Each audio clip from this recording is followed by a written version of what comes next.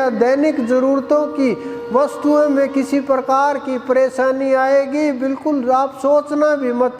क्योंकि नाम के अंदर इतनी ताकत है जब वो बड़े से बड़ी दौलत प्रदान कर देता है। ये तो बहुत छोटी छोटी चीज़ें हैं, लेकिन आप उस संसार की दौड़ से हट करके देखोगे, साधना करोगे और सुमरन करोगे, तो फिर जो भी चल रहा है आपका जीवन बदल जाएगा, रहस्य बदल जाएगा,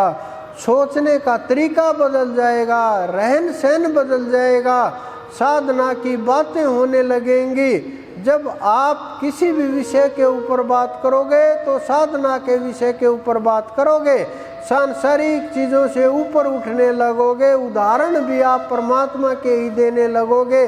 क्योंकि साधना के साथ आप जब जुड़ते हो, अभी ना आस्तिक ना नास्तिक, लेकिन आप जब आस्तिक हो जाओगे तो आपके चेहरे से अपने आप ही दिखने लगेगा, प्रभाव सब देख करके बता देंगे,